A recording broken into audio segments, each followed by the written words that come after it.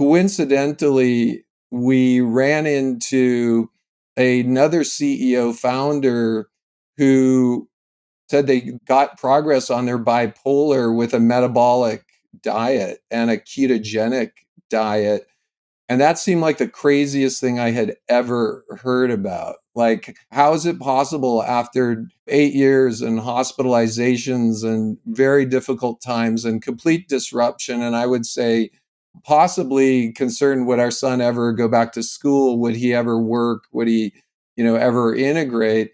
David, so nice to see you. Thank you for taking the time. I'm excited to have this chat with you. Hey, Tim, it's great to be on the show. And when we started chatting before I came on, I had read one of your books literally 10 or 15 years ago, and it got me inspired to do kettlebells. And I did some this morning. And I saw photos of your beautiful kettlebell collection. Could you, just because now I can't not take the bait, how did you jazz up your kettlebells that you ended up sending me a photograph of? Just to frame it, I'm pretty sure in your book, you made your own travel portable kettlebell with some pipes that you could screw together. From a plumbing shop or a hardware store. That's right. So I have 5 kettlebells, and we use them a lot at my gym and have fun. So they're all made of iron. And so we took them over to a auto place where they make lowriders and do custom paint jobs of sparkle cherry red, sparkle orange, sparkle green. And so they're all these really beautiful automotive sparkle colors, and it just makes them a lot more fun. Yeah. And a lot of folks, perhaps, who are coming into this podcast will assume that we connected because of the amazing business and innovation story of Roblox, but that's not actually how we connected. No. We connected because we have a friend in common, Dominic D'Agostino, who some listeners may recognize as effectively Mr. Ketone, master of all things exogenous, ketone related, and an amazing scientist in his own right on a number of different levels.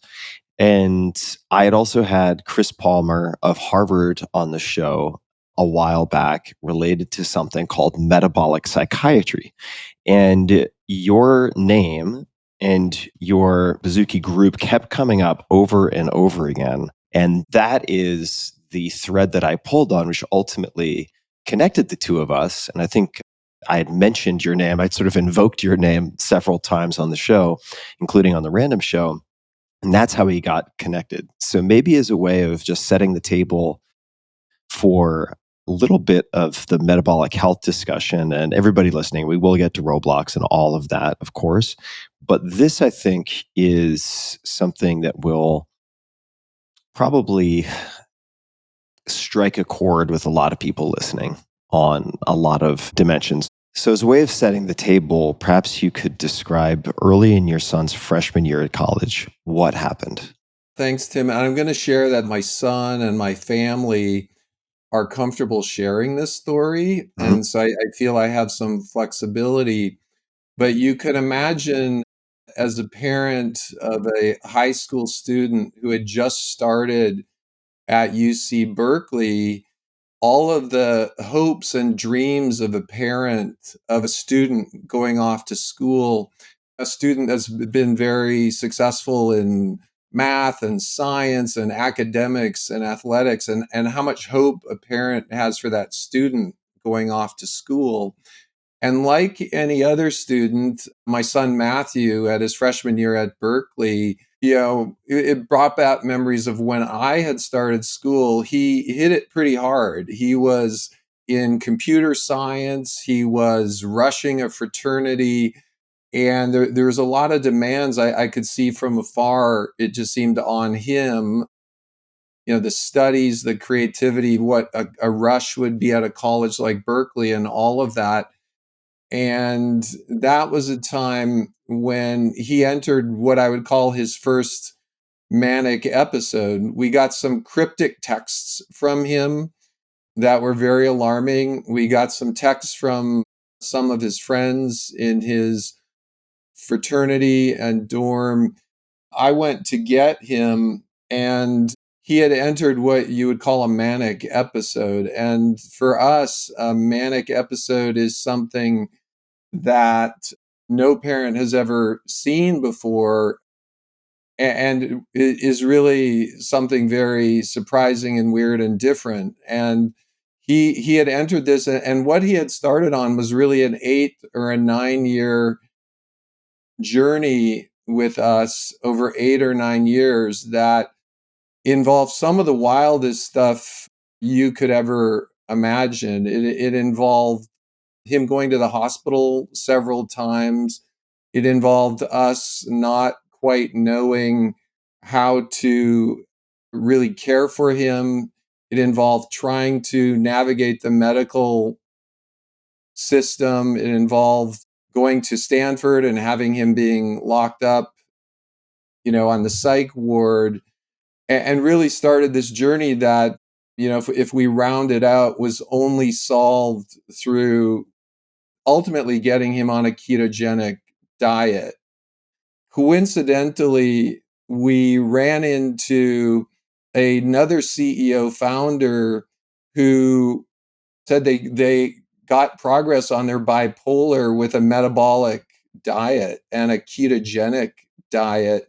And that seemed like the craziest thing I had ever heard about. Like, how is it possible after, 8 years and hospitalizations and very difficult times and complete disruption? And I would say possibly concerned, would our son ever go back to school? Would he ever work? Would he, ever integrate? We worked with Dr. Palmer and others, and he tried a ketogenic diet, and literally within 3 weeks or 4 weeks, we saw progress that we had never seen with any drug or medication. Mind blown, really, and a miracle. And that was really the catalyst of starting our whole adventure down the ketogenic route. And if we flash forward then a bit to December of 2017, why was December so significant?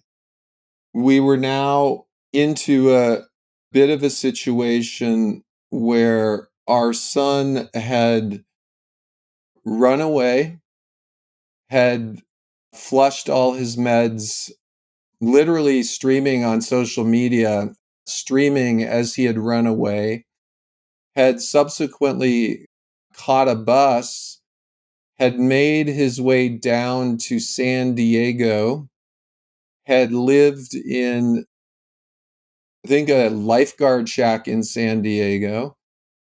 We had some monitoring of him. I knew he was full blown manic at that time. And I tried my first try to come down and pluck him off the street with the help of some police and get him into a hospital. And given the laws of our situation, I got to San Diego near some of our relatives, called in the cops, but he was pretty convincing. He said, "Hey, I'm free. I don't want to go to the hospital." I knew he was completely out of his mind, and he ran away. And the police wouldn't grab him. He just went running away from his dad. And so that was pretty scary. Following that, we got a report that he had then hitchhiked to Los Angeles from San Diego. He had a phone and a laptop, and that was it. And the communication started getting more sparse with him. In retrospect, it's really scary because I think in retrospect, what I know now, I would have flown down there and hired 200 people, rented a hotel room, and started searching all of Los Angeles. Like, just go to every Starbucks in Los Angeles. Let's find this guy. In the moment, though, I would say for 1 or 2 days, we didn't quite figure out what to do, except we have a son who's gone AWOL in Los Angeles. This was a terrifying thing, a powerless kind of thing. Here we were, family with all of the resources in the world. And then by some miracle, he texted me from a Starbucks, once again, full blown manic episode. And I was just able to work with him and to say, hey, man, it'd be fun to buy us a latte together. You want to just chill out there for a couple hours? I'll come down. We'll buy a latte. It'll be fun. And he said, surprisingly, he said, sure, I'll just chill out here. I'm like, oh shit, he's going to chill out there. So, flight, rental car, like SWAT team stuff. I'm on the airplane. I'm sitting next to someone and they say, hey, why are you going to LA? I said, oh, my son is AWOL with bipolar. I think I have like an hour to get to him and to pick him up. And so I pop into the rental car, just drive flying over there. I get to this Starbucks, and there is my son, just a street person of your son. Nothing except a plastic Safeway bag with his laptop and a cell phone and a charger that he's like sleeping in a Starbucks with. And I'm just like, oh my gosh. And so now I'm thinking, okay, I can't call the cops because I've been through this before. I cannot lose this guy. So my son and I got into this. I'm saying, hey, we should go see your relatives in San Diego. That'd be fun. So he's like, yeah, that's a good idea. Let's go see the relatives. He's like, you don't mind if I get some smokes, man, do you? I said, no, man, we need some smokes. Let's get some smokes. So we buy like cigs, we buy Diet Cokes, we get in the rental car. He's just smoking, completely manic. And we're going to see a relative.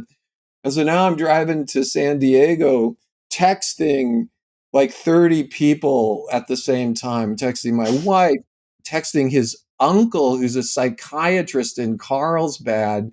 And during this 60-minute drive, I've got his uncle lined up as a hot stop. So, yo, we should go see Uncle Alex. What do you? Oh, that's a great idea. Let's go see Uncle Alex. So I'm able to get Uncle Alex warmed up. And so we come in hot to Uncle Alex, who's a psychiatrist. Oh, yeah, let's just grab a dinner with Uncle Alex. Good. So we're rolling. So then we're hanging out, and then we got to figure out how do we get my son into a hospital without the cops coming and having him run away? Because if he runs away, what are we going to do? So he had had a lot of adventures on the street, and his hands were really beat up. I don't know if he was punching a concrete wall or what he was doing, but his hands were really beat up.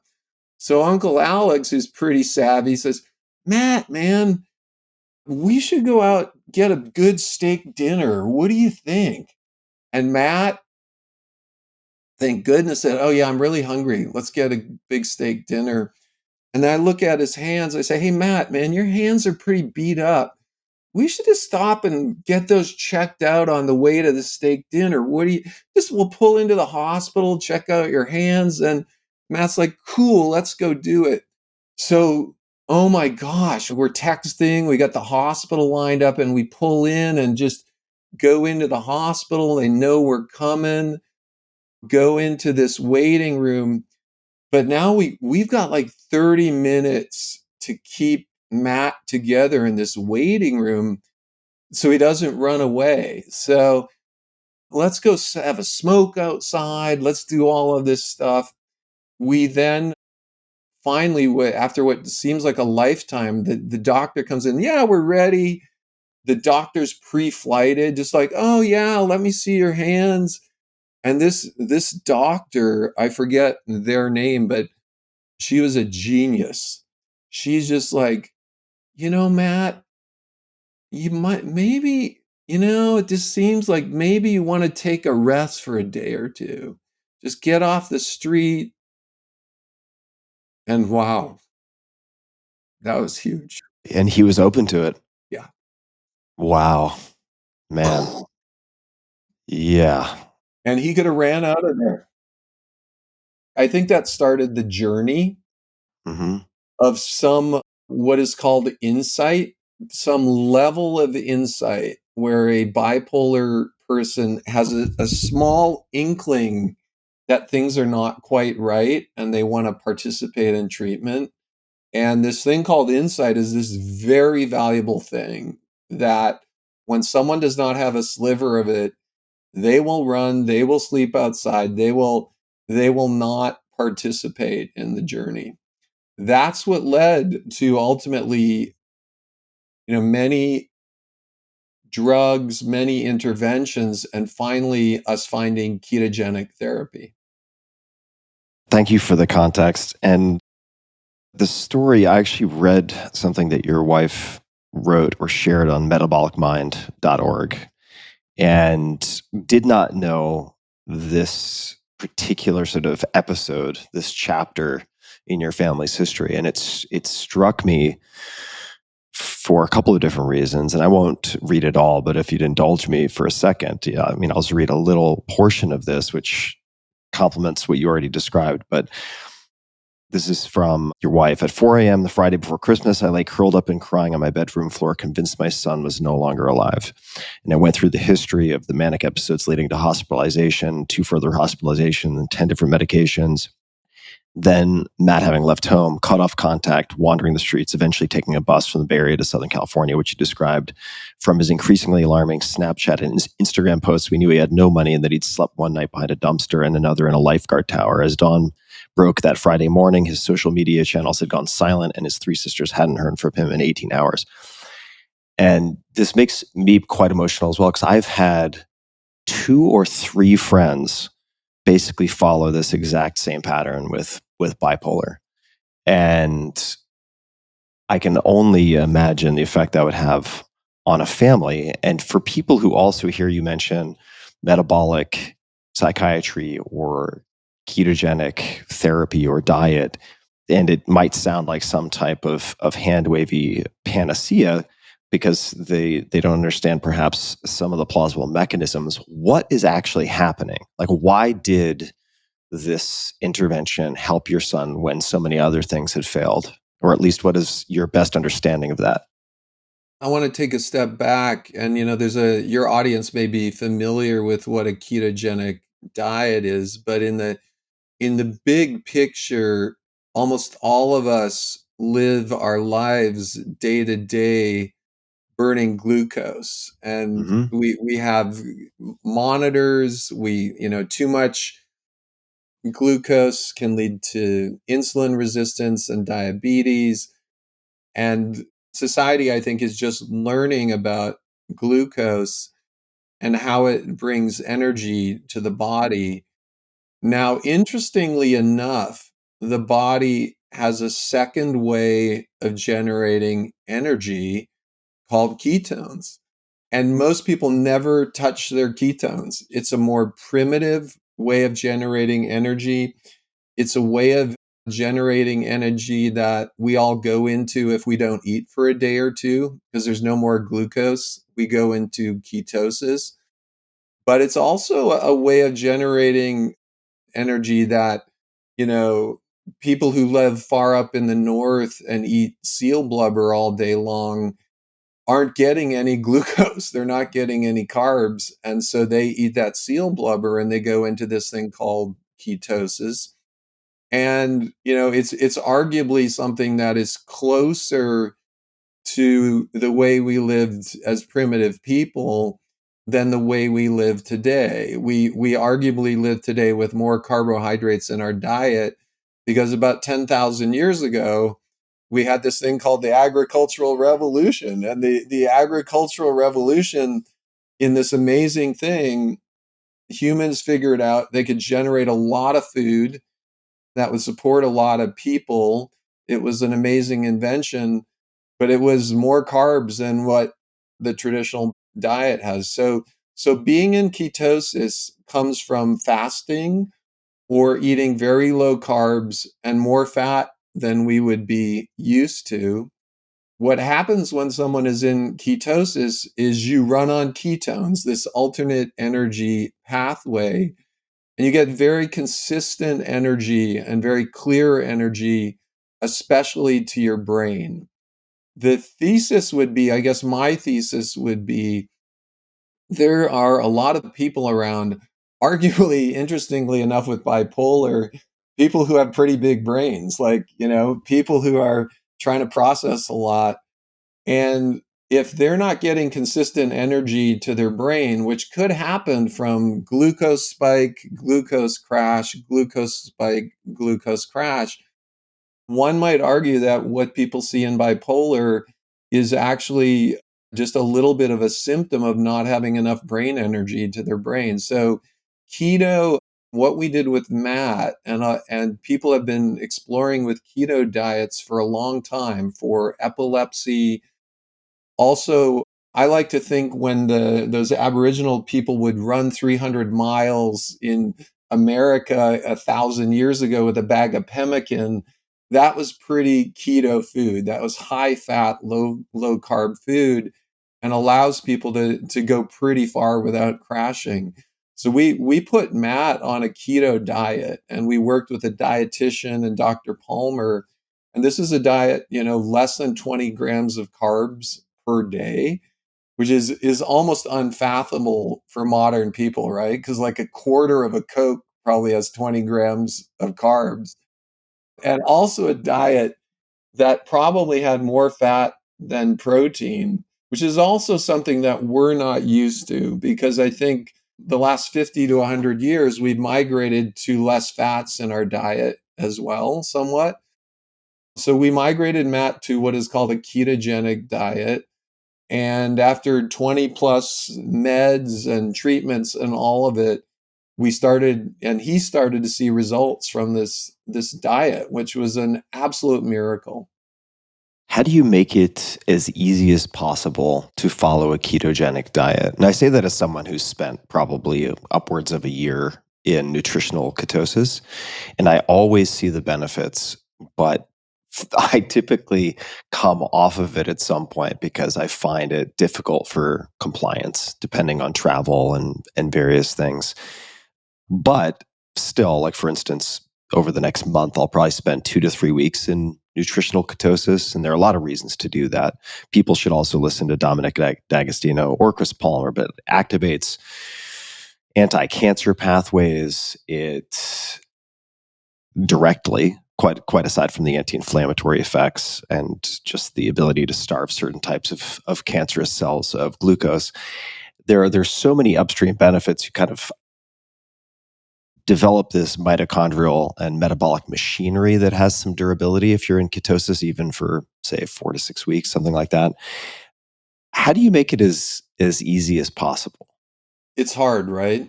And another Matt story that we shared publicly is, as we learned about ketosis and how you monitor your diet. And at this point, Matt had been on eating primarily food that had been measured, made by a cook. We know all of the ingredients, so we could measure the carbs, the fat, and the protein. And we went on a trip to Mexico as a family for a week, and we thought we had it right in the restaurant, but where we were wrong is possibly me. Somewhere in the family, we forgot that avocados, even though they have a Mm. lot of fat in them, carry some carbs more than we expected. And so we were a couple days into the Mexico trip. Everything was cool. Matt was eating fish, olive oil, butter, and some avocados.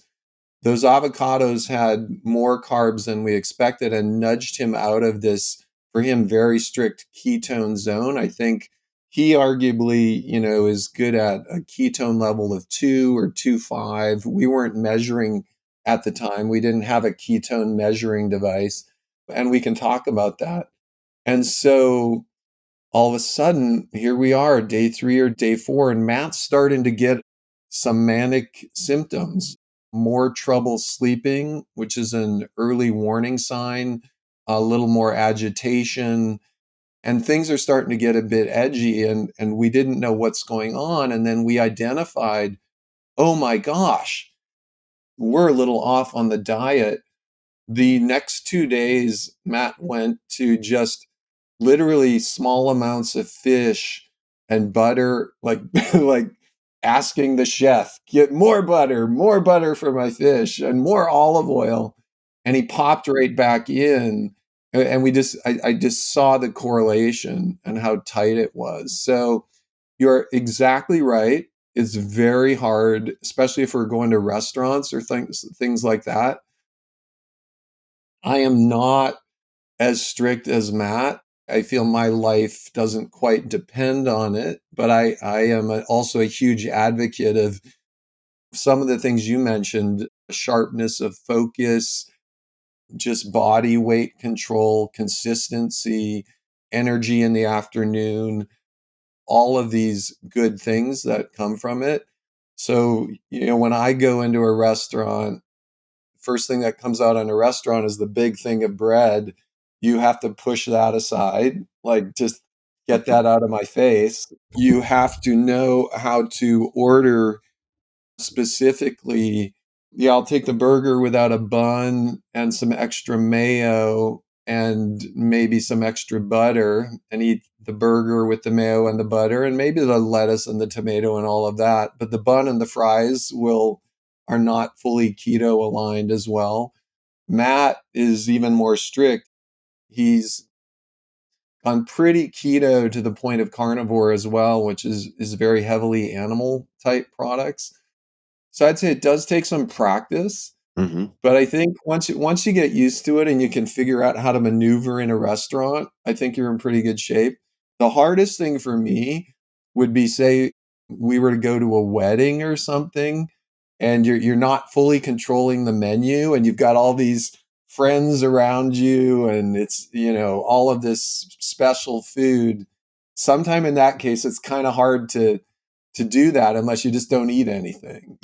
And sometime you have to figure that out. I'll just speak personally for people who might be curious. I mean, what I have ultimately found easiest, and Dom has some good recommendations related to this because he's spent a hell of a lot of time in nutritional ketosis, but basically 2 huge salads a day, intermittent fasting. So I just have 2 meals. Somewhere between 2 p.m. and 8 p.m., I have 2 huge salads, lots of olive oil with like a sliced ribeye on top of it. And it does the trick. You have to be a little careful, like you mentioned, in terms of protein fat ratios. If you consume a ton of protein at one sitting, you can knock yourself out because the liver, through gluconeogenesis, converts all those lovely amino acids, or some of them, right back into glucose. My son knows that, and I figured that out as well. Like, protein is not a complete free lunch. You will pick up that glucose effect. Yeah, totally.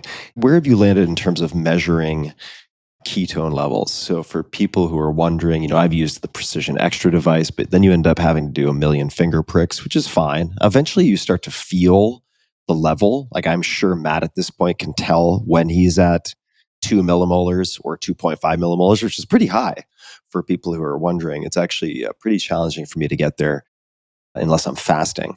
So he must be very tight on the controls to get to 2 to 2.5.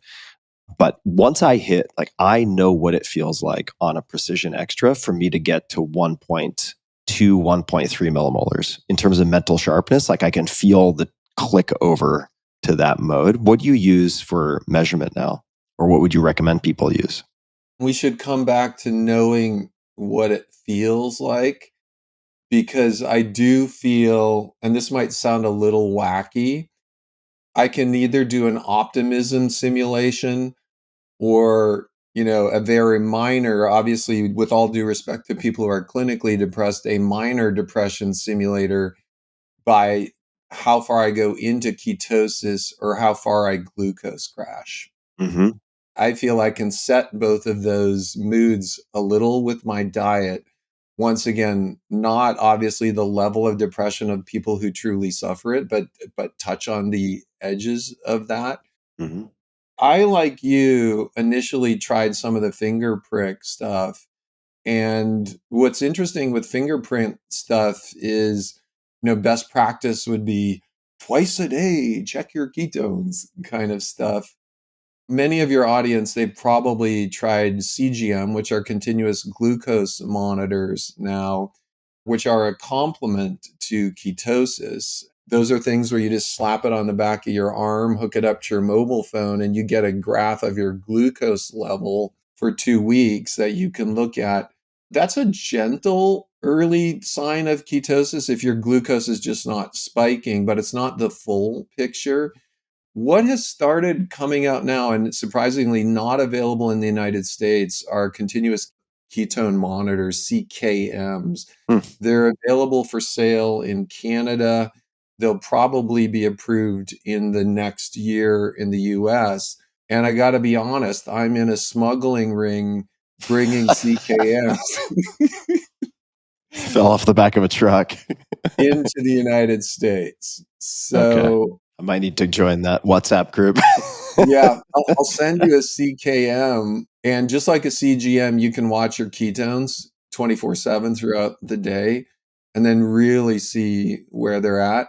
They're very close to probably what you would assume, right? You're probably, 115, Matt's 225. I also find it hard to really pop up over in that 1 to 1.5 zone. I've got to really push it Mhm. to get there, but there's definitely a feeling. There is a feeling. For me, the feeling is one of not irrational optimism, but a little bit of a calm optimism that we can do this and Mhm. things are going to be okay. And I'm excited about challenges that I would say when I'm glucose crashing may seem completely untenable. And challenges that seem completely untenable, this is impossible to solve in a moderate level of ketosis. It's like, hey man, it's chill. You've got food, you've got shelter, you're not going to die. You can solve this thing. Like, let's go do it. It's going to be exciting to solve this challenge. Mhm. So I can feel that feeling.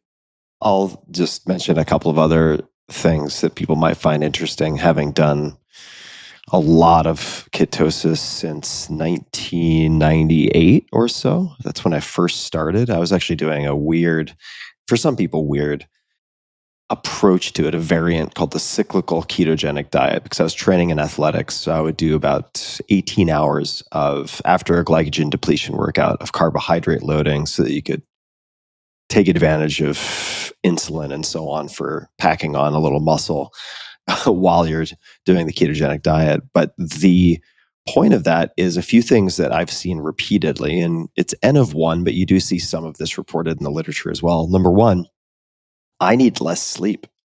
I actually, on average, I would say spend 2 to 3 hours less time in bed, and I wake up feeling fully refreshed. I wake up and I am awake versus waking up and needing 60 minutes to get up to speed. That is a clear benefit. A weird one that people shouldn't screw around with too much, but my breath hold times double at least.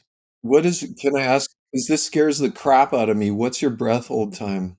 Oh, my breath hold time, if I did it right now, my breath hold time would probably be 45 seconds. I have a really compromised left lung from being born prematurely. I have something analogous to emphysema in my left lung. But when I did, I'll give you two examples of breath holds. So one was after doing like 10, and these are not breathing exercises that put me at risk of a shallow water blackout, but breathing exercises for like 10 to 15 breaths along the lines of Wim Hof, and then doing a breath hold on the exhale when at about 3 millimolars in terms of ketone or BHB concentration. That was like 2 minutes 50 seconds.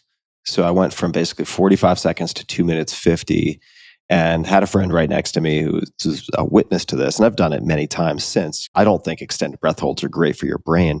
I did another experiment when I was on day 9 of a 10-day water fast, and I was probably around, I want to say 4 to 5 millimolars. I was really deep. And there's a point at which you could argue the really high concentrations are perhaps not great for you. But I was on day 9 of a 10-day water fast. And I did a hard shell hyperbaric oxygen treatment where you can get up to like 2.4 atmospheres, 2.5 atmospheres of pressure. And I was doing that for other reasons. But I thought to myself, well, let's see what we could do in this type of environment. So I did a bunch of, let's just call it Wim Hof breathing. breath hold on an exhale. And I stopped at 9 minutes because I was just terrified myself. I thought I was going to cause an aneurysm or something. Felt totally fine. Felt totally fine. So heavy ketosis, arguably a little lower metabolic rate. If you just gone 9 or 10 days without food, you're probably a little skinnier, like less stuff. A little bit. And then you're saying in that hyperbaric chamber, you pushed 2 or 2.5 times as much oxygen Mm-hmm. into your body. Yeah. Dang. 9 minutes. And that was without feeling any impulse to breathe. I stopped because I was like, you know what? I've never gone anywhere close to this long without breathing. And I'm not getting paid for this. So let me just stop and call 9 minutes a good breath hold. Can I ask what you think your average sleep is per night? Oh, my sleep is terrible.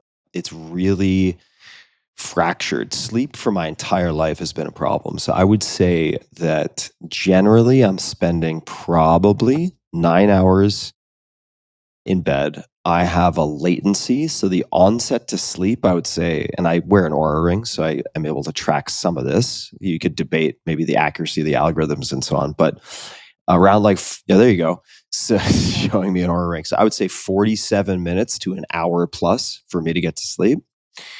That would be an average night. It could be much longer. I probably wake up 2 to 3 times per night. And overall, if you look at my sleep score, like the absolute maximum would be around 90. It's much more frequently. This is on the kind of Aura rating scale, but 90 would be an absolutely best night of sleep for me. It is more typically in like the 60 to 70 range. So sleep is a real problem more than almost anything else. I mean, there are a few things that contribute to dramatically improved sleep quality. One is zero caffeine, not a little caffeine, zero caffeine. Even at very small quantities, I find that my sleep is interrupted. That is a pretty tough pill to swallow or not swallow for me, to be frank. But in addition to exercise and all the levers you would expect, sun exposure, a huge one for me for improving sleep quality if I get at least 45 minutes of sun exposure. But ketosis just does a lot of heavy lifting on the sleep side of things. And it's not possible for me to isolate variables here, but I have clinically diagnosed OCD and a lot of ruminative looping. When I am in ketosis, the volume on that goes from a 10 to a 2. Nice. So, although I haven't tracked it with an Aura ring, I would suspect my sleep latency is dramatically improved, right? I'm falling asleep a lot faster because my brain isn't basically saying, oh, finally, I've been waiting all day to tell you so much. It's not that Yeah. kind of situation quite as much. And then there's a lot of other things going on. And I would say to folks, not to devalue therapy because I have therapists engage with therapy. But if you have some of these fundamental physiological issues, let's just say with fuel utilization, talk therapy in and of itself is probably not going to fix those things. And whether that's looking at, for instance, I have 3 relatives with Alzheimer's disease right now, and I've done some experiments with providing them with exogenous ketones. So supplemental liquid ketones in this case that they can drink. And if I give them 25 to 30 milliliters of BHB bonded to 1,3-butanediol. There are some real concerns around 1,3-butanediol. Just to make it clear, I think there could be some real liver toxicity from extended use. But putting that aside for the moment, give this to a relative with Alzheimer's, and within 20 to 30 minutes, longer sentences, verbal acuity, noticeably, very noticeably improved. They're telling stories instead of giving one-word answers. Totally. It's incredibly noticeable. And for instance, I slept like dog shit last night, not to get too technical, but I just had a ketone salt mix prior to this conversation. And it's like, I can feel it now. I can tell when the light switches come on. And there's a reason Alzheimer's is sometimes referred to as type 3 diabetes.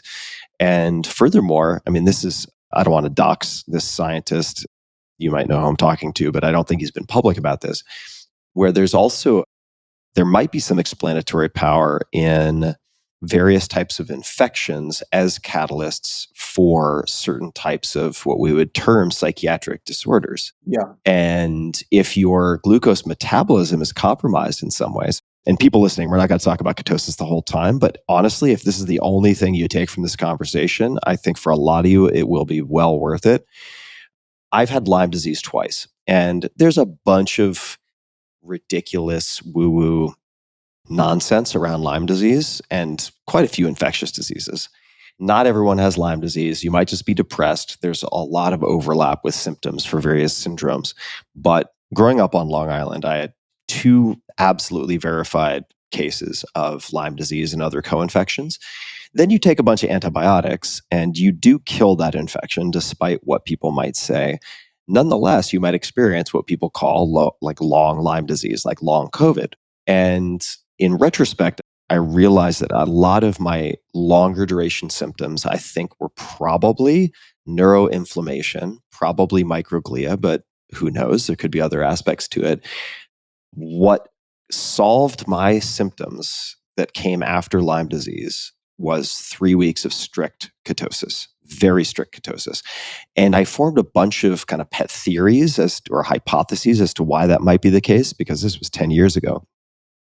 But only recently, let me back up, had at least 4, maybe 5 friends or their wives who had actual proper documented cases of Lyme, 100% success rate of getting rid of their cognitive symptoms and joint pain with strict ketosis. I'm not saying it's a cure-all, but it's 4 for 4 or 5 for 5 at this point. That's amazing. Yeah, long-winded way of saying it's such an accessible intervention.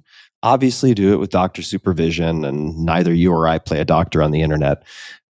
But man, it's right there. It's right there in front of you and accessible. I feel the same thing about sleep. And I feel 10 years ago, I used to fear insomnia because that could mean a bad day. Yeah. But I've never correlated this with ketosis. But I now know I can have 3 nights of what might be considered bad sleep, but I'm not as afraid of it. Yeah. And now if I wake up at 2 a.m., I just like listen to some interesting, thing I want to listen to, a book or a podcast or something, and I fall back to sleep. And I actually feel it's just like a free learning period rather than something to be afraid of. And I no longer have those days maybe 10 or 15 years ago where I just wake up and just go, it's going to be a terrible day. I'm exhausted. And then on the talk therapy thing, the way I sometimes think about this is it's kind of interesting that we first go to talk therapy rather than what I would call mechanical therapy. Mm, Like mechanical therapy is what's up with the machinery in your brain. Your yeah. brain is a machine. Right. And talk therapy, with all due respect, in many cases, very, very valuable. But in many cases, if the machinery is not functioning, not getting enough energy, has a core, at the molecular level thing going on, talk therapy is not going to do anything. And so I think that the physiological, mechanical should always be the first place to go. And in many cases, boom, that can take care of quite a bit. Yeah, absolutely. And I would actually go further, because there have been many periods in my life where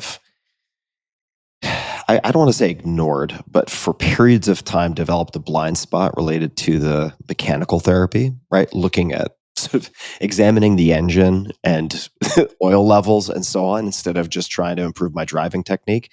And I would go further and say that there are times when, and keeping in mind, people, please, like, I do talk therapy regularly, so I'm not knocking it. I view it as necessary, but not sufficient. It can actually put you into a precarious position, because if you're doing a lot of talk therapy but making no progress, you can develop almost a learned helplessness, and the self-flagellating can get worse, where you're like, well, wait a second, I'm working with this great therapist, they're giving me all the tools, why am I such a fucking failure? I thought I was so smart, why can't I figure this out? And you can end up in this very dangerous in some cases situation where you feel like you cannot fix things because you're unable to use the talk therapy to fix whatever the underlying issue is. Whereas in reality, it could be a purely physiological issue, or you at least need that base level of physiological support before you can begin to do some of the higher level functioning and reorienting. Let's shift gears. You mentioned listening. This is going to sound like it's out of left field, but it's sitting right in front of me, so I might as well ask. This is actually from Lifehacker back in the day, lifehacker.com. And I want you to tell me if this is still true. I tend to work well, this is quoting you, whenever I'm listening to pure ambient noise like those you'd find on the atmospheric calm playlist on Spotify. It's my go-to playlist if I need a quick boost in creativity or productivity. Do you still have any playlists that you listen to of that type? I still listen to atmospheric calm on Spotify. I am unable to function with anything other than ambient noise in the background. Okay. And so ambient means no lyrics, no words, no people saying stuff. Mm-hmm. For me, if I want some chill music, it's got to be spa music, ambient music. Like I can't get Mm-hmm. distracted by that. All right, I'm going to try that playlist because you and I are the same in that way. If there are lyrics, forget about it. It's just Ooh. generally not going to work for me. Let's talk about Roblox. So there are a million different entry points here. The most obvious one would be to say, David, tell me the genesis story of Roblox. And I do want to hear the genesis story, but I might want to start. I want to start with one that's also sitting right in front of me. And maybe we could just start with this. This is under the heading of the future. Why don't you give people like an overview of what Roblox is for those people who have no idea whatsoever? And then the future, I have here procedurally generated real time worlds, AKA dreaming in real time. Oh, wow. That's just too attractive for me not to leap into. So, what is Roblox? And you could give some stats and figures if that helps give people an idea of the scale and scope of this. And then could you elaborate on the future as I Yeah. as I teed it up? The out of the box big picture thing here is humans are just compelled to try to figure out ways to connect and communicate. Mhm. And we didn't used to have language, and then we figured out language, and we could sit around the campfire and communicate and tell stories. And then we tried to communicate at a distance, and we had smoke signals or semaphores. Then we figured out writing and the mail system, and we had the Pony Express and all of that. But we still wanted to communicate more at a distance. And then we had the telegraph system, and then we had the telephone system, and we used that a lot. And then we have text. And then in the midst of COVID, all of a sudden, video, what we're doing right now, got to be more. And it's just this core human thing of wanting to connect with people, both real time and whatever. Technically, we're not quite done. Technically, there's going to be more. And it's not necessarily dystopian. It could arguably be very positive, whether it's the holodeck we've seen on Star Trek or some of those things, Mhm. where maybe instead of a video call, I'm hanging out with my dad and we're walking around ancient Rome together, even though he's in Carmel and I'm here. Or maybe Mhm. he feels like he's right in my office together. And so behind all of Roblox is what I feel is this unstoppable wave of technology that is going to happen. And we have graciously landed in this opportunity to usher it in, initially coming from what seems like a gaming platform, like people Mhm. playing together, but arguably a platform that if it's done well and if it's done safely and with civility and with scale, can be a very important, not just play, but working platform, communication platform, Mhm. lonely kid with cancer in the hospital connection platform. lonely kid who's having a hard time finding their people and finding them digitally platform, and maybe even a way to experience music or political rallies even. Hmm. So the good news is, it's good to be in a company with just like a big thing happening behind it.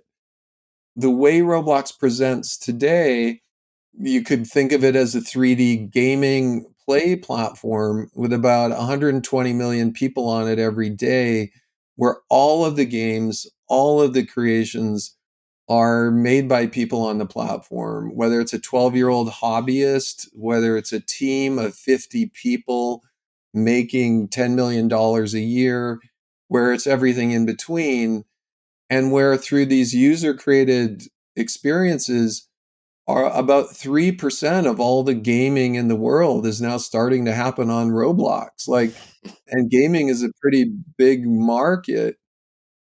What's really beautiful about it is that we see emergent games like you would expect with user generated things where maybe we have a traditional view of what games are, but on Roblox, a top game is Dress to Impress, like a fashion game where you pick clothes out for 5 minutes and you compete in a fashion show. Hmm. Or what was recently hot, Grow a Garden, where your garden is always growing in the background and you're tuning it and you're trying to make it better. So it's really a fascinating, interesting journey. Hmm. It, I think, has started with a combination of great people and just a big vision.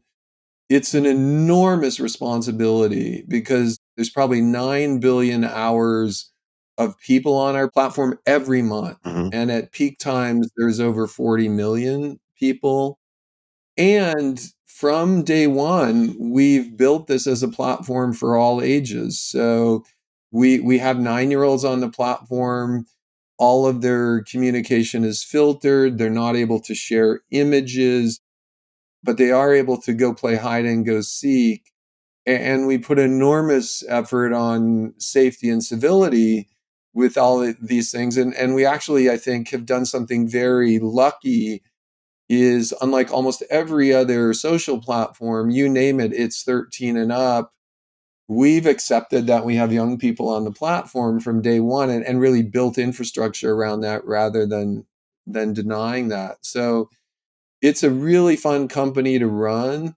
It's in a really big, interesting market. I think we're going to see people doing virtual 3D work on the platform. What do you mean by 3D work? What would be an example of that? I just think as over time, Roblox gets more and more photorealistic and more real time, rather than having a video call. What's interesting about a video call with 20 people is we see 20 windows and only one or two people can talk at the same time because it gets all confusing. Hmm. But in a 3D Roblox world, we're all in the same space and we kind of hear us all at the same time, just like the real world. So I think over time, some types of video calls will get replaced with 3D calls. We'll see music concerts. If you're not live, you'll be there in a 3D holodeck type version with your friends dancing and seeing everything around you. And I do think we'll ultimately see political rallies where, in addition to the stadium of 100,000 people, within the rules and the laws of the state where that political rally may be occurring, we may see both a video version, a physical version, and a 3D version where you can be there with your friends and kind of go to that. So I really do think we're at the start of kind of just used to be the phone, and now video is pretty big, and someday 3D is going to be pretty big too. I can't remember. Alan Key. I might be getting the attribution wrong. Alan Kay? K. Alan Kay. The best way is that the best way to predict the future is to create it. Yeah. Well, I think, the future in many ways, we sometimes don't have the hubris to feel many things are inevitable. And so one other way to predict the future, I think, is many things are just inevitable. There are enough smart people around that the wheel was inevitable. Mhm. And one could take credit, like I invented the wheel, but that wheel was probably going to get invented by thousands of different people anyways. And I think we have a little bit of the same vision at Roblox. Like we are working on something that is inevitable. We are Mhm. participating in building it, but I don't think we would lay claim to being the inventors of it. Although, I'm fascinated by the Incan Empire. It seems like they never landed on the wheel idea. It's like what they were able to accomplish without the wheel is totally bananas. Yeah, Go figure.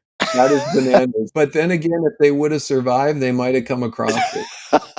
Yeah, for sure. Maybe they were just ran out of runway. So let me ask you, since a lot of entrepreneurs are listening to this, and I'm sure even if they have not played Roblox, they've heard of Roblox, and the numbers you're providing are mind-boggling numbers, right? In terms of the breadth and size of Roblox and where it's going. You mentioned the creator community, and I've got some numbers in front of me. Like Roblox creators earned more than $1 billion in the past year, and this, in a sense, like open development community seems to be key to growth.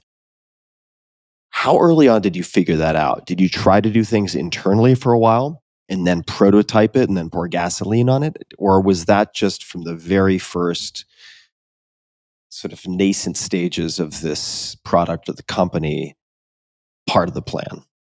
I believe one has to always be innovating in a company like this. And part of building a company like Roblox is those innovations have to be happening year after year. One almost needs a system for innovation. Along the way, with the way this economic system called the developer system, Roblox was always what is called a user generated content platform, which means creators are making stuff, people are learning STEM, people are getting excited. Like even the ego burst of having three friends play a game can really motivate a young person to get into computer science. Hmm. So initially, you could say Roblox ran on the excitement of having friends see what you're working on.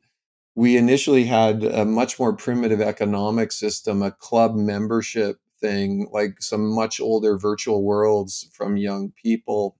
And we had one of these moments that we've had so many in the company where one number's going great and one number is not going so great. And at this point, we had one number going great, which is user growth and hours growth. But we had this other number going not great, which is revenue. Could you explain what the membership, what that looked like at the time, just so I have an understanding?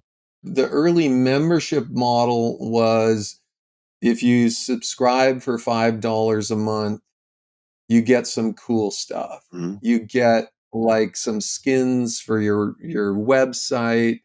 You get more places to build stuff so you could build more.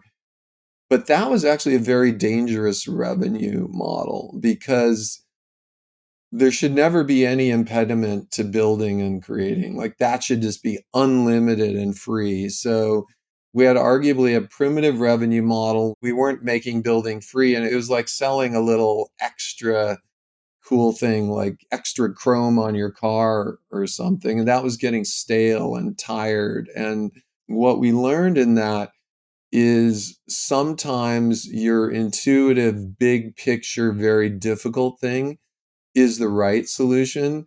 But we did what many other entrepreneurs would do, which is like, oh my gosh, we've got a revenue problem. We need to forensically diagnose this. Let's look at the 50 things. What did we change? What did we break? Oh, we can't find anything we broke. Okay, let's spend 3 more months making a list of all the small little tweaks we can do to improve revenue. Oh, let's stack rank them. Okay, there's 50 things. Blah. Okay, let's do the top 10 of those. Oh my gosh, those aren't working. And then in the back of our heads, we had been saying there's one thing that's really difficult, which is we need a digital economy, virtual currency. We need players to be able to buy Robux. Mhm. We need them to be able to go into any game and use their Robux. We need the creators to sell things for Robux, whatever they could think of. Mhm. We have to trust that these creators in a pizza delivery game, they're going to sell a scooter for anyone who wants to deliver pizzas faster. We're going to have to trust that in Bird Simulator, they're going to sell the ability to turn into an eagle faster than if you just play. And Mhm. so all of a sudden, okay, let's go do the big strategic thing. This is going to take a while. Let's just go, go, go, go.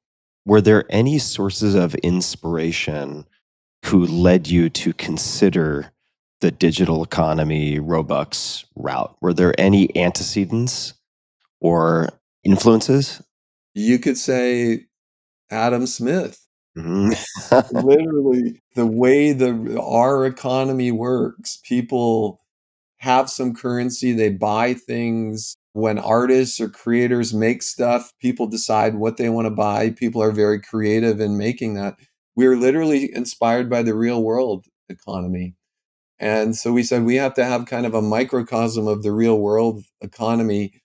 What was exciting is, even though we knew this was going to take 2 or 3 months to build, the second we committed, like, forget all these fixes, forget all of these little things. We're going all in at what we think is the big strategic fix to this problem. Mhm. It was very relaxing and fun. I can see you getting visibly excited. I'm just wondering, with such a seemingly dramatic move, number one, am I over dramatizing the risks involved in doing it?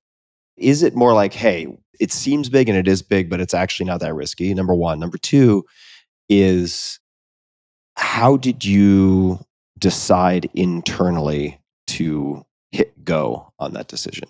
I think we were smaller. We had 20 people. We had spent 3 months trying to find what we broke.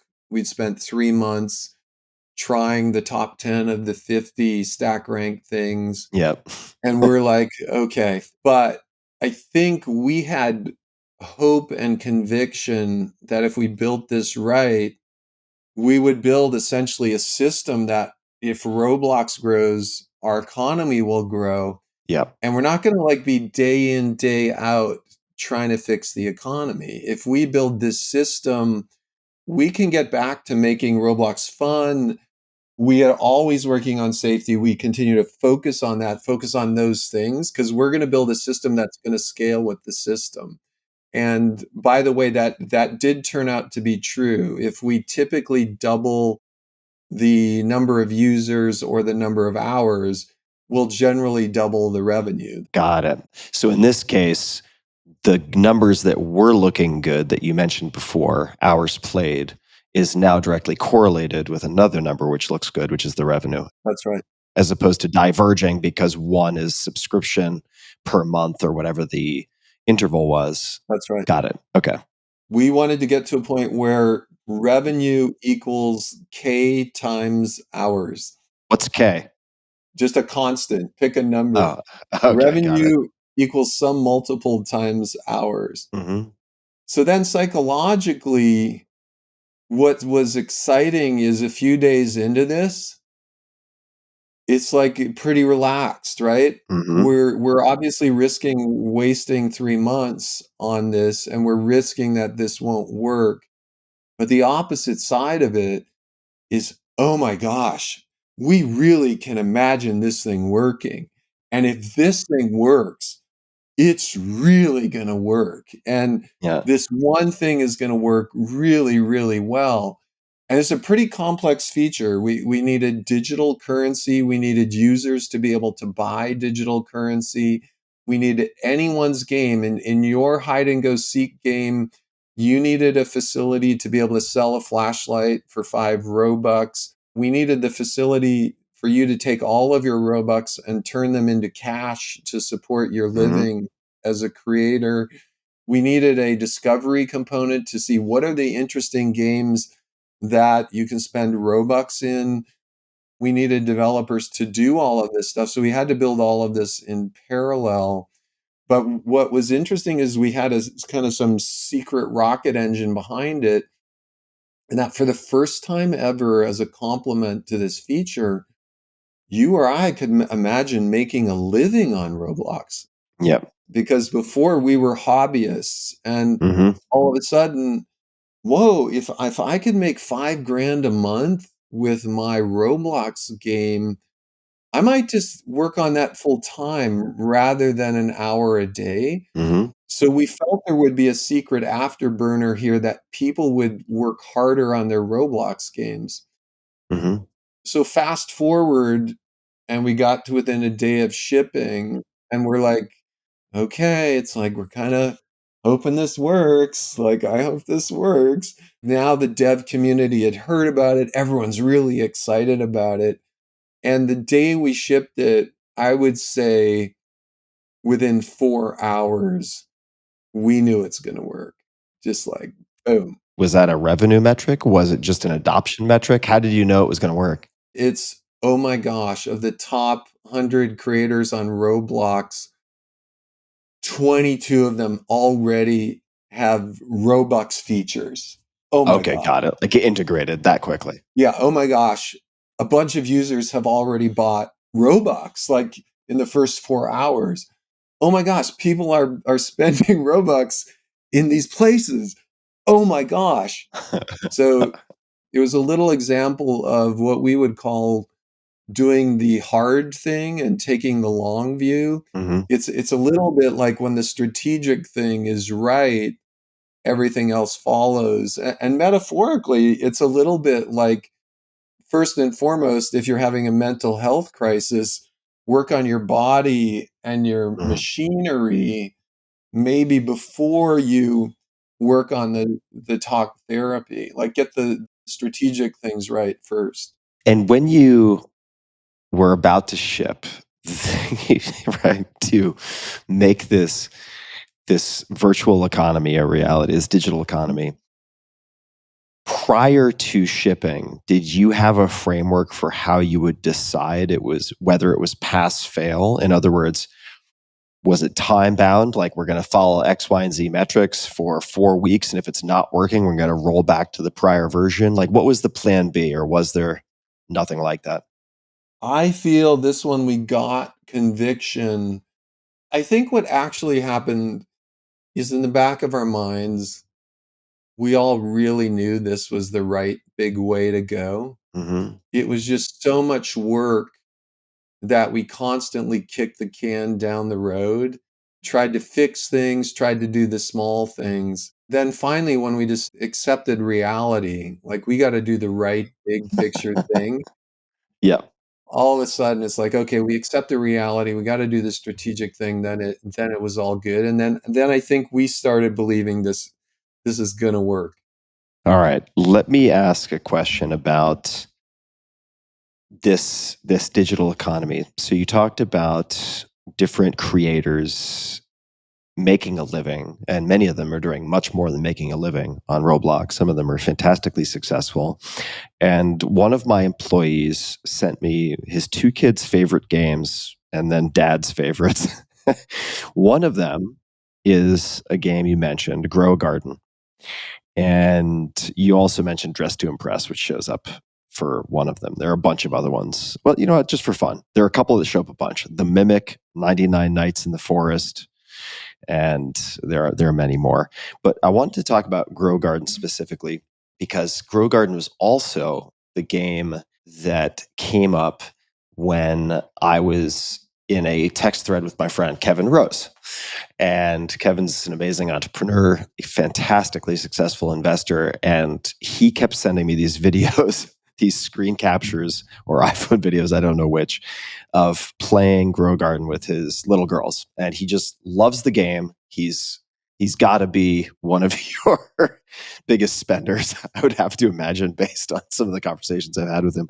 And he had a question, and I would love to know how you think about this as sort of the Fed and the president and everything involved at the top of the pyramid for this digital economy. His observation was that when something like Grow a Garden comes out, and I apologize that I haven't participated in the ecosystem quite, so I can't speak to this, but once something is really successful, a lot of copycats come out, like a lot of clones sort of come out. How do you think about handling that type of situation where people might go to an imitator believing it to be the original, they spend money, et cetera, all of these possible complications, or maybe ensuring that creators are incentivized to put the time into developing their games if they fear they might be cloned? How do you think of handling a lot of these issues, which get handled offline as well, right? Of course, with like the Yeah, USPTO, and you have drug development and certain types of rules or regulations around IP. How do you think about handling that in your digital economy? I would say first, more and more from a IP copyright standpoint, things that are typically IP and copyrighted, like the name Grow a Garden and things Hmm. like that, or avatars or things like that. Hmm. The same protections exist on our platform that would exist in any other platform. Hmm. What is trickier is barring a name or a trademark or a copyright. A form of gameplay Yep. has traditionally not been protected. And so I'm not a lawyer, so I might not be giving the exact right thing. But if I made an experience on Roblox called water your plants a lot and create an amazing garden, and it kind of works like grow a garden, Hmm. that's a little hard to protect. What we do find, and we work a lot on it, is people who make similar type experiences do try to draft on the main experience. They get very creative. We have the ability, because when people search for grow a garden or when they look for it and they type that in, we can see a lot about all of the games. The game that matches exactly like grow a garden, or even if someone types in the word garden, we know pretty well that there's one game on Roblox with the name Garden in it that has 25 million people playing at the same time. And there's a bunch of other games with the, word garden in it that have 10 people playing. And so we can be pretty intelligent in really showing like this is grow a garden, even if you type garden, and here's a few small other ones. So, but we would not block Dave's try to create a garden game, even if grow a garden were there. Hmm. What are some of the other best decisions? I'm also going to ask biggest mistakes after this. So I'm just going to plant that seed because I often ask Yeah. people what are their favorite failures or mistakes. But in addition to the implementation of the digital economy, what have been some of the best decisions? Those could be design features, those could be related to business model, they could be related to org chart of the company and how you thought about that. Could be really anything, but some of the best decisions that since made have contributed to the success of Roblox. I think one of the best decisions we've made is trying to optimize creator revenue over profits, actually. Hmm. So when I'm running Roblox and we have our CFO and our board and we have a lot of options and we're making billions and billions of things flowing through the company, we end up with this really interesting decision where we're trying to keep our employment costs as efficient as we can. Hmm. We're trying to keep the cost of running Roblox as efficient as we can. We're trying to have really many interesting ways to efficiently purchase Robux without that costing a lot. And we end up with two final places the cash can go. One is it can go back to the developers, or the other is we can make profit. Hmm. And time again, I think we've leaned a bit on the direction of let's move back more to the creator community Hmm. rather than being a ridiculously profitable company. We do generate cash and we put some cash in the bank, but generally we're trying to create that creator community. And I think that goes hand in hand with when we think about designing the product, we have groups that work on our simulation engine and the user experience and the economy and trust and safety. Our economy team's been pretty gracious in that their goal is to generate revenue, but their real primary goal is to make Roblox engaging and interesting and fun, Mhm. not at the expense of revenue. And so our economy team's been very gracious in a sense, saying, yeah, the primary goal is still user engagement, not making money. So I think that's been a good decision. Could you say more about that, right? Because people might have questions about that. Well, you can imagine if you were the head of Roblox economy and you said, hey, Dave, for my job, all I want to do is make the most money. Mhm. That seems like a logical thing for that economy team. What I would say is, well, we want to be careful. We'd like you for every feature you build to make sure that it's neutral to positive on fun as well.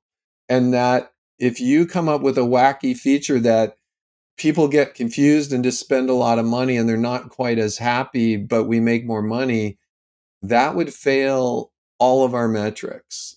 And so, in a sense, we can make more money, but we really want to move all of the things. We want to move fun. We want to move how much people enjoy Roblox at the same time.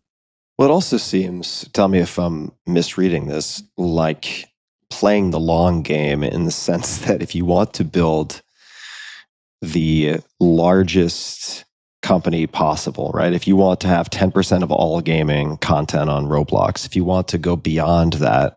Well, I would say subject to constraints, actually, because what our mission is connect 1 billion users with optimism and civility. Yeah. And so there's some pretty big guardrails around that, in that we would not just take the 1 billion daily users. Hmm. We would take the 1 billion daily users if the average user on our platform might come away with a higher level of civility than if they hadn't even played. Yeah. So we're actually trying to teach civility at the same time we're growing the company. What I was going to say is not mutually exclusive with that. I was just going to say that you need the game developers to be happy for the long-term interest of everyone involved, including Roblox, right? So you don't want to kill the golden goose by pulling out as much profit as possible. We think the more efficiently we run the company, the more of the money flowing through that flows to the developers. It's a much better long game Yeah. than just trying to be a hyper profitable company. What are some of the missteps or mistakes along the way that have stood out for you? Generally, missteps happen either not taking the long view Hmm. and sometimes trying to do too much rather than doing less better. I'll share a classic mistake that's really hard to get one's head around. Is maybe 5 to 8 years ago, there's a whole category of gaming that was around being in a clan and making points and having rankings and all of that. And those are features that are beautiful when within a single game, Hmm. or beautiful within certain games. But arguably, those are features that aren't necessarily something we should have been building as a platform. We should have trusted the developers to, like, you go build your game with that stuff, rather than us saying we want to be in the gaming business rather than the platform business. And so we spent a lot of time building out some of that kind of clan ranking functionality, clan point stuff, and we threw it all away because it was trying to do too much on the platform. Hmm. We've done many, many things well. One thing we did really well was Roblox was initially a PC Macintosh company. And there was a time when people did not believe that 3D stuff should happen on a phone. Phone games were two-dimensional, more puzzle type thing. And there was a technological leap that, just like with the iPhone, all of a sudden websites that were used to being these big PC websites with a pinch and a zoom would work on an iPhone, the exact same website. Mm-hmm. There's no more of this separate mobile web stuff. It was a huge innovation.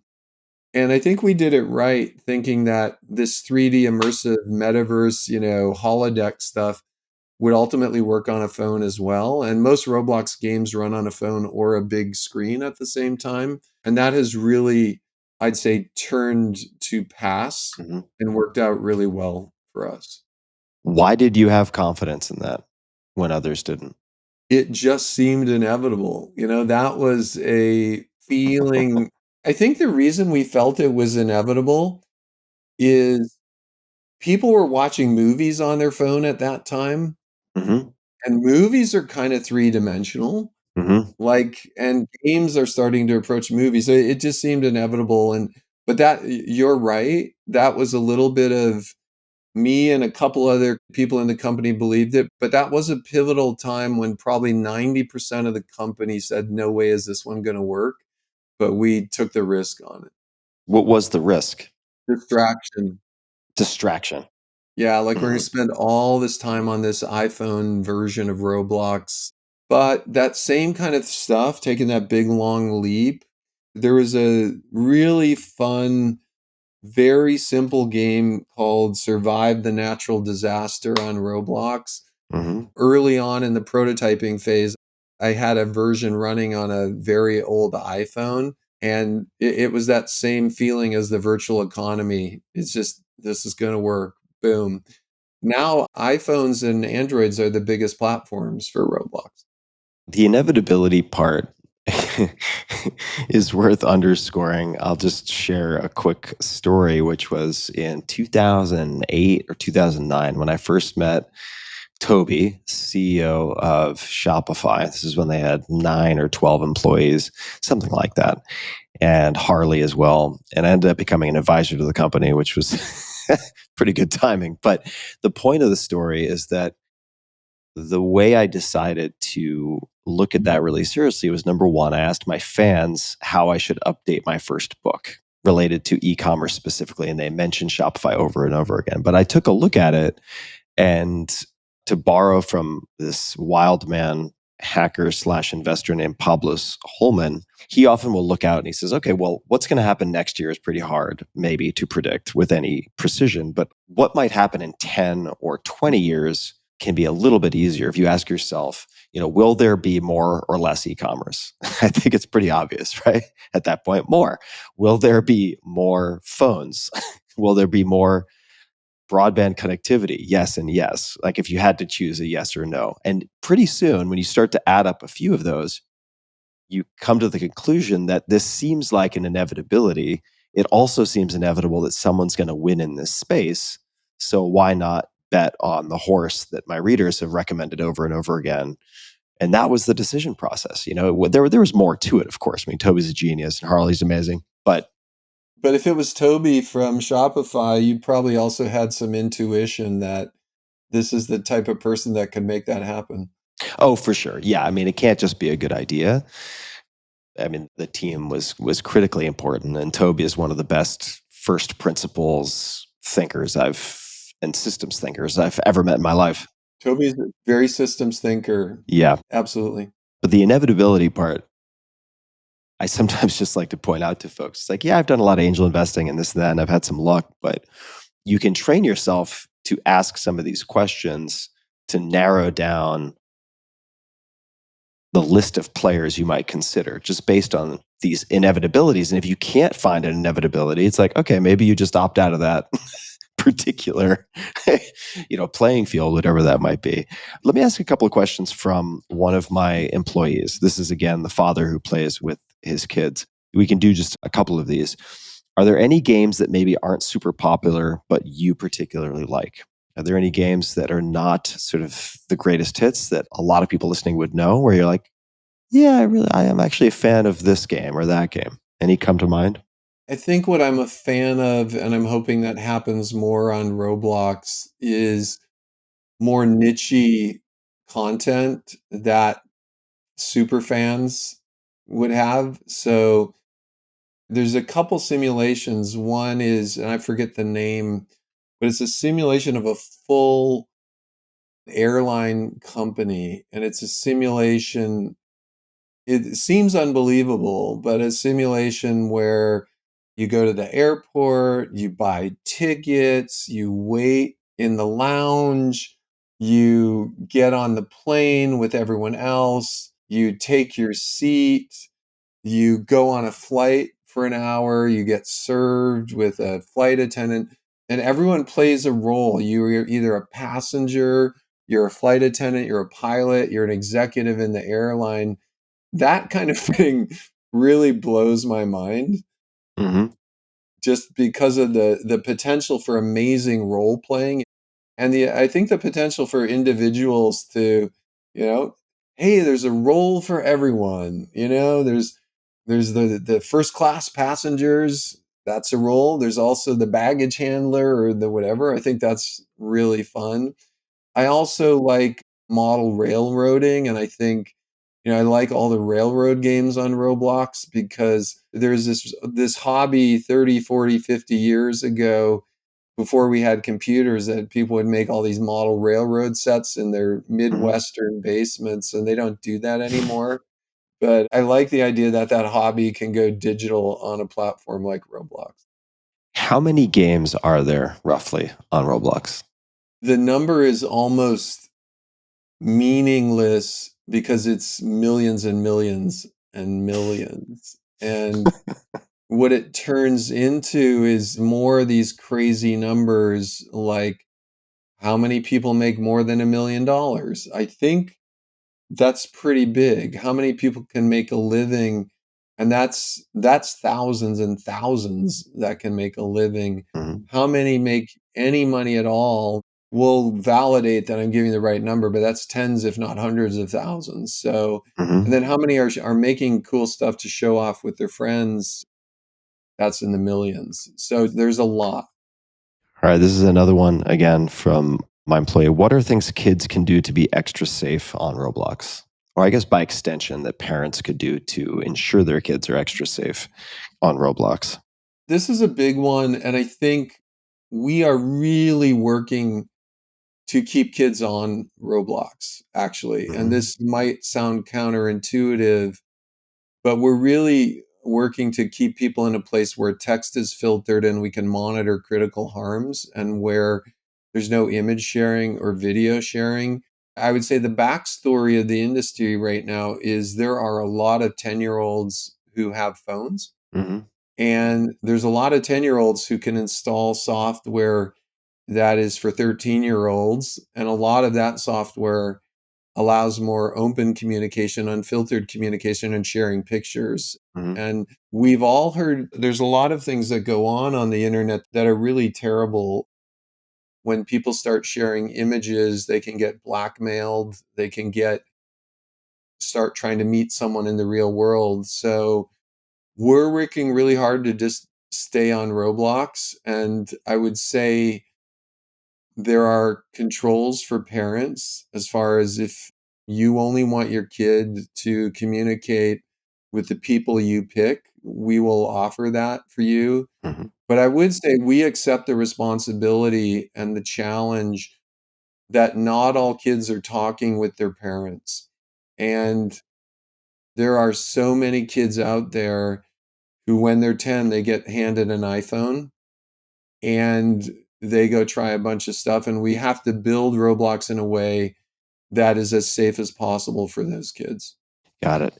What does the future hold, do you think, just for safety precautions or other technological innovations that might just help you to manage the entire system in that way to mitigate risk? I think we're rapidly approaching a position where what is going on is, in addition to all of our investigators, and in addition to all of that, the advancements in AI that we're bringing forward on our platform and some of the things we've committed to make this essentially not just a very, very, very, very, very good system, but it's a system that we almost take for granted. One thing that we have in the works right now, by the end of this year, using AI, using age estimation, using the camera on everyone's phone, we're going to know pretty well the age of everyone on our platform. And in addition to filtering all text on our platform, and in addition to monitoring for critical harms, we're going to start clustering people by ages, just so unless you happen to know that person who's a far age away, we're not going to let you communicate at all. So I think we're going to zero in on that. So I do think over time, both on the communication and the content side as well, we're going to get to that, well beyond very, very, very, very, very, very good type system. How long have you been embracing, how long have you been an AI shop? I suppose is one way to put it. Roblox. Like, how long have you had elements behind the scenes? Behind the scenes, Roblox is a hundreds of different AI model shop. Hmm. We build them ourselves. We have built all of our own text safety models, all of our own voice safety models, a lot of the models we use for figuring out what is a cool game to play. We've built our own translation system that is starting to translate from one language to another. We have started to debut some of the more, I wouldn't say more exciting, but more futuristic stuff, which is 3D creation by AI. So that even if you or I aren't used to using 3D tools, we can talk about things and have those be created. And we have more coming. As you said earlier, I think you used something like procedurally generated real time dreaming. Yeah. I mean, we have our eyes on that. And I think beyond, I would say, oh, can I use AI to make a game? It's interesting to think if someday will AI literally create an evolving game as we're walking around, almost as if you and I are in a dream world or the holodeck talking about the holodeck, and Mm. just have that fill in around us. I mean, that's another thing that seems kind of inevitable, right? I mean, why wouldn't that happen, right? It seems like, I don't know, you're holding a finger up. So what do you think? I think you're exactly right. I think, a long time ago, if we read a comic book, we would see Dick Tracy with a TV set on his watch, and we would just say, that's completely crazy. We will never see a TV set on. And now we have a smart, watch. And a long time ago, we had HAL in 2001, and no one's ever going to be like that. And arguably, the AI systems today are better than HAL in 2001. So, yeah, I think the average consumer, you or me or other people, if we have a crazy vision of some future technology, there's a good chance we're going to figure out how to build it someday. Yeah, the impossibles are worth questioning. I mean, particularly within the realm of AI. I mean, I was listening to a professor, Fei Li, I believe her name is. Absolutely. I know Faith Base. They're working on a beautiful, wonderful idea of a company. They are. And she's incredible. We were actually at Princeton at the same time. And she had Andre Carpathy as a student at one point. I'm sure I'm mispronouncing that. But the point is they were generating descriptions from images. And Fei, I think at one point, she talked about this in her TED Talk, was saying, what if we could generate an image from the description? So go the other direction. And even at that time, which was not that long ago, if you think about it, Andre was like, yeah, no, that's impossible. That's not going to happen. And yet here we are. I mean, really, just in the blink of an eye. So a lot of these things, like the holodeck you're talking about, it's like, I'm sure you guys are working on this. There are other people working on some version of this, right? The ability to walk around Rome or something with a friend, or to be in their living room with very, very lightweight hardware.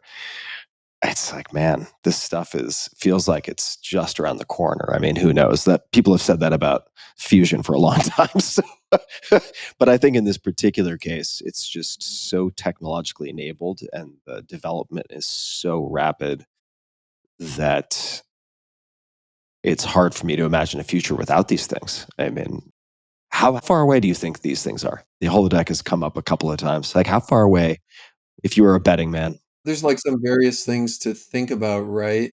how long till a Hollywood movie is maybe AI generated? Hmm. 3 to 5 years, maybe?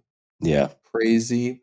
How long before there's a product where instead of, whatever you like, TikTok, Shorts, Reels, Spotlight, whatever short form video product you like, how long before some of that activity, rather than you thumb scrolling, you're kind of watching a continuous video, like of your dream, rather than all of those? Hmm. Who knows? Like, that's going to be kind of crazy. I think one of the things we have our eyes on that is technically very difficult, how long could we support a photorealistic music concert with 100,000 people in the same stadium, where if you and I were on the other side of the stadium and I waved a flag, you could see me Hmm. and we could have a full simulation of how that concert. We've got our eyes on that. I'm not going to make a prediction, but that's a really big technical lift Hmm. to build that kind of technology out. But I think that's going to happen as well. How long before my glasses have full AR overlay and I'm getting a lot of feedback? We're starting to see early signs of that. So, like, there's a lot of cool stuff coming down the pipe. I know a lot of friends who've gone from private to public, and it's not to say it's a bad thing. In a lot of ways, it can be an incredible thing, but you have more sort of voices at the table in some respects. And I'm wondering how you think about preserving some of the, or ensuring that some of the constraints and values you put in place early continue even with those additional voices at the table. So for instance, you mentioned TikTok. Question from another friend was around Roblox Moments, and then they said context. Moments has recently released beta short form video formats similar to TikTok. And then I think back to when you were talking about STEM and some of the games that my friends use with their kids, which relate to critical thinking and so on. And I know nothing about Moments, so you could describe it. But when I hear similar to TikTok, I think, man, well, if kids are able to use that instead of something that is STEM focused, like that's quite a battle for attention. And I'm not sure who wins there. Maybe the TikTok analog wins. How do you think about product development moving forward? One thing I think there's a separation on intention, in that historically, side by side, the big thing I shared with you about this desire to connect, Hmm. I think there is also a desire to tell stories and consume stories. And a lot of consuming stories is a bit of a different emotional headspace. Chilling out, watching a movie, watching a TV show, scrolling through short form video, things like that. What I think is exciting is people have different mental models of, I want to go hang out with people and do stuff together, or I want to be by myself and consume stuff Hmm. by myself. And that gives me some positivity on building a connection platform, because that desire, I think, for people to be with friends and meet and hang out with friends is always going to be there. On the moments thing, the reason we created Roblox Moments behind the scenes is there's a couple things going on. People are looking for ways to find cool Roblox content. And one of the coolest ways to find content is see what your friends are doing or see what other people are doing, and jump into that. And so we think it's like a gentle way to help people find more interesting stuff. Hmm. You mentioned STEM on that side. I do feel, once again, behind the scenes of everything that's happened on Roblox from then to now, if we were to tabulate the number of new entrants into computer science or graphic arts or economics that had been inspired by Roblox, it probably is in the millions, given just that experience that people have had on our platform. Hmm. What are some of the challenges of being a public company CEO? If your machinery is functioning, you can keep making those, I would say, bigger, more optimistic decisions. I Hmm. think when we talked earlier about you're feeling you're in ketosis or you're feeling you're not in it, I think there's a little bit of a connection to if the machinery is running properly, the decisions tend to drift a little bit more long term and strategic Hmm. because you're not in fight or flight. Whereas if you're in a glucose crash and you're a little more fight or flighty, those decisions can tend to lean more tactical. Yeah, that's a good point. And the long term thing is going to be impossible. Everything's an emergency. Let's just do. Hmm. And so I think trying to stay in the right balance of long term decision making is a big thing. For people who may not be watching the video, and perhaps they've seen photos of you, but when we had our conversation a while back, this was our first conversation discussing the possibility of doing this podcast together. Biohacking came up as one topic we could explore. Maybe you could speak to some aspects or elements of your self-care routine, because you obviously take good care of yourself, clearly exercise. What does the regimen look like? What does a week in the life look like in terms of when you are performing at your best, supporting the machinery? A lot of it is just trying to have some form of movement every day. As you said, get some sun every day. On the diet side, definitely pretty much 2 nights ago, I had a glass of wine. I could definitely feel it. Hmm. So try to keep very, very low on the alcohol. I would say try to stay in moderate ketosis. Have the workouts fun and set up and a balance of those things. It's not that complicated though. I like you, I'm trying to eat in that say 1 to 6 window Hmm. and trying to know generally what pieces I would eat. Trying to more get to bed at 9 o'clock rather than 11 o'clock Hmm. type thing. What do your meals look like? I imagine maybe you have some commonalities in meals from day to day. Mine are very similar to yours. I would say low carb everywhere, Hmm.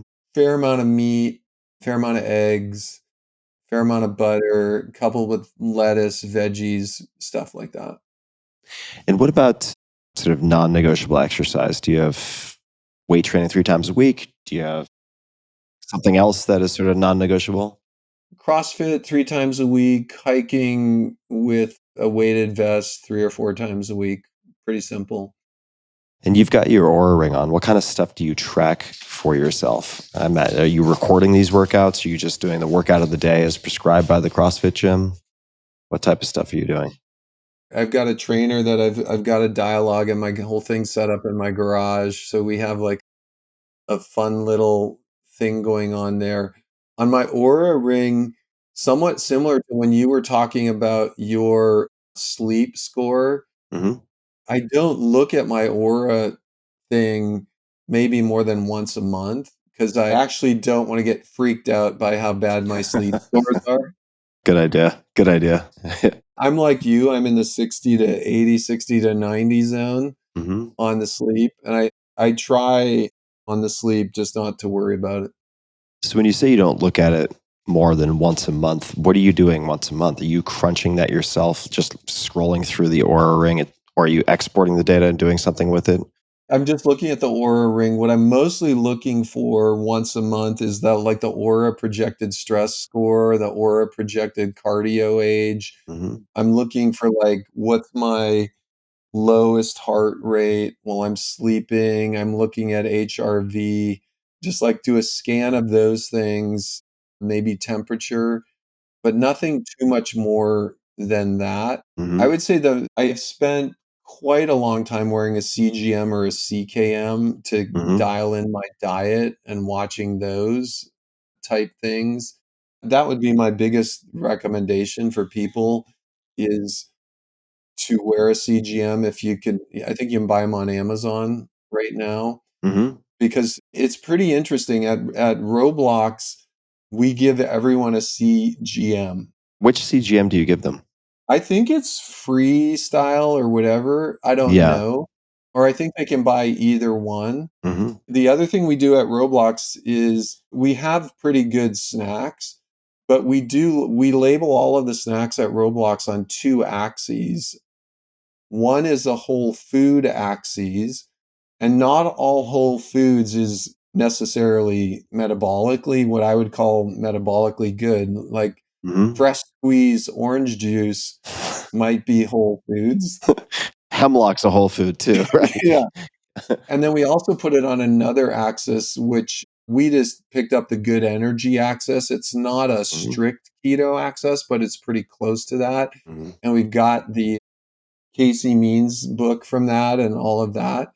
So every snack at Roblox is either, is it whole energy or not? Is it whole food or not? And what's surprising is with that, with talking about it at company meetings, with giving out the CGMs, I get all kinds of slacks from, engineers saying, "Oh my gosh, my life's been changed. I've been wearing this CGM and we used to eat just white, giant plates of white rice every dinner. And like we've read a few books and I'm not eating that. And I lost 30 pounds and I feel so sharp. And and that's amazing." And then I'm like, so we actually we're getting a lot of that from employees in the company. Mm. It is remarkable how much stabilizing your glucose metabolism and just how far that goes touches every aspect of your life. David, just a few more questions, then we'll wrap right up. This is just kind of a couple of rapid fire before we land the plane. Favorite books or books that you've gifted or recommended a lot to other people? Are there any books that come to mind? One of our board members gave me this book called The Infinite Game, and it's the original Infinite Game book. There's some follow-ons from it about like Hmm. how to implement the Infinite Game. So I forget the original author. So there's a book by Simon Sinek, which is The Infinite Game. The original Finite and Infinite Games, I believe, is Karse. Yeah, that's the one, the original. And so that one really got me into thinking fun play. Roblox is a long game. It's not a short game. Hmm. That one I think really got me thinking. I'm a big fan of that. Were there any books that had an outsized influence on you as an entrepreneur or a company builder? What's interesting is I've never really ever liked any business books ever. Yeah, I feel you. The books I was obsessed with in my youth were the books about Magellan and Captain Cook and Mutiny on the Bounty and Joshua Slocum and just all of these, crazy explorer, Amundsen and Scott and all of that Hmm. stuff. For some reason, that was my go-to category. Probably in some ways a more helpful set of reading than the typical business books where you have complete information in retrospect, whereas these people just forging off into the unknown or dealing with catastrophe and challenges and curveballs at every turn. Amundsen versus Scott is such a balance of knowing how to play the long game and being prepared Mm. versus not. And it's Yeah. it's a great comparison. Two last questions. This one is the billboard question. If you could put, metaphorically speaking, a message, a question, a quote, anything on a billboard to get the message to millions or billions of people, anything non commercial, could be a mantra, something you live by, anything at all. What might you put on that billboard? I'm thinking metaphorically right now, just off our whole conversation and then popping back to surrealistic pillow. I don't know if everyone would get it, but how about feed your head? Feed your head. Yeah. Yeah. Feed your head. Because that's what ketosis does. Yeah, God, you're inspiring me. I was kind of on the fence about what whether or not to do ketosis before my next trip to Mexico, and I'm thinking it's time to get into ketosis. David, is there anything else that you'd like to say or point people to? Anything at all? Anything you'd like to ask of my audience? Of course, people can find Roblox, roblox.com. Roblox, they can find you on X. David Baszucki. We'll link to all of these things as well as YouTube and Baszucki Group. Is there anything else you'd like to say or mention before we wind to a close here? I want to thank you for having me on. And I think going back to your earlier book, I just want to also think one other thing I really remember is your mixing of, I forget what kind of oil you were mixing with your coffee, like really early on. Oh, yeah. Could have been MCT oil, could have been any number of things that I was experimenting with. I think you were onto something there because I have my coffee with whole cream, which is zero carb, which I think has some overlap with your MCT oil. So Yeah. my takeaway would be if you want to dabble in ketosis, go buy some whole cream for your coffee rather than half and half. Yes. Heavy cream, just to be clear, it's not half and half. Heavy cream, which sometimes coffee shops will have in the back, it is effectively pure fat. And man, is that stuff delicious also. But back in the day, right, with kids with epilepsy, when it was hard to get them to maybe choke down the butter and this, that, and the other thing, heavy cream, that was the key to the kingdom of feeding your head. David, thanks so much for the time. I really appreciate it. And for folks listening, we'll link to everything in the show notes, tim.blog/podcast. And until next time, be just a bit kinder than is necessary to others, but also to yourself, and feed the machine, feed your head. Doesn't always have to be something you think your way out of. Sometimes you have to fix the physiology. Thanks for tuning in.